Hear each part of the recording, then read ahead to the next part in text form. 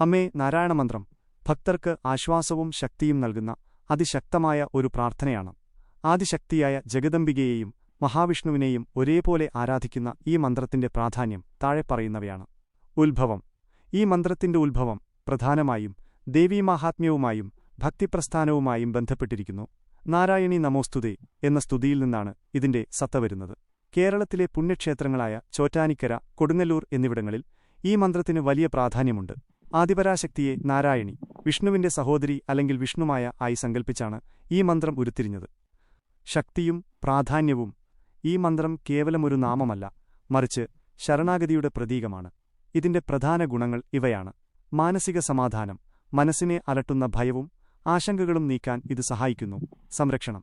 അമ്മ തന്റെ കുഞ്ഞിനെ സംരക്ഷിക്കുന്നതുപോലെ ഭക്തനെ എല്ലാ ആപത്തുകളിൽ നിന്നും ഈ മന്ത്രം കാത്തുരക്ഷിക്കുമെന്ന് വിശ്വസിക്കപ്പെടുന്നു. Negative energy അകറ്റുന്നു.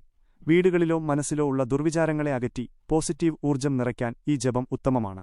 കർമ്മഫലശാന്തി. ജന്മാന്തരങ്ങളായുള്ള പാപദോഷങ്ങൾ തീർക്കാൻ നാരായണ നാമജപം സഹായിക്കുന്നു. ജപിക്കേണ്ട വിധം. മന്ത്രങ്ങൾ ഭക്തിയോടെയും ശുദ്ധിയോടെയും ജപിക്കുമ്പോഴാണ് പൂർണ്ണഫലം ലഭിക്കുന്നത്. 1. സമയം. ബ്രഹ്മമുഹൂർത്തത്തിലോ സൂര്യോദയത്തിനു മുൻപ് സന്ധ്യാസമയത്തോ ജപിക്കുന്നത് ഏറ്റവും ഉത്തമം. എങ്കിലും ഏതു സമയത്തും ഭക്തിപൂർവ്വം ഇത് ചൊല്ലാവുന്നതാണ്. 2. ശുദ്ധി.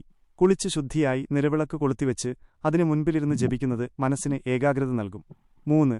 ക്രമം. 9, 27, 108 എന്നിങ്ങനെ ക്രമത്തിൽ ജപിക്കാവുന്നതാണ്. 4. ഭാവം. ഒരു കുട്ടി അമ്മയോട് എന്ന പോലെ പൂർണ്ണമായി സമർപ്പിച്ചു വേണം. അമ്മേ നാരായണ, ദേവി നാരായണ, ലക്ഷ്മി നാരായണ, ഭദ്രേ നാരായണ എന്ന് ജപിക്കാൻ. കുറിപ്പ്. ഈ മന്ത്രം ജപിക്കുമ്പോൾ മനസ്സ് ശാന്തമായിരിക്കാനും പൂർണ്ണമായ വിശ്വാസത്തോടെ ഇരിക്കാനും ശ്രദ്ധിക്കുക. അറിവ് പങ്കുവയ്ക്കാം. ഈ അറിവ് മറ്റുള്ളവരിലേക്കും എത്തിക്കാൻ ഷെയർ ചെയ്യൂ. പിന്തുണയ്ക്കാം. ഞങ്ങളുടെ ചാനൽ സബ്സ്ക്രൈബ് ചെയ്ത് ഒപ്പം നിൽക്കൂ. പ്രതികരണം അറിയിക്കാം. നിങ്ങളുടെ വിലപ്പെട്ട അഭിപ്രായങ്ങൾ കമന്റായി രേഖപ്പെടുത്തൂ.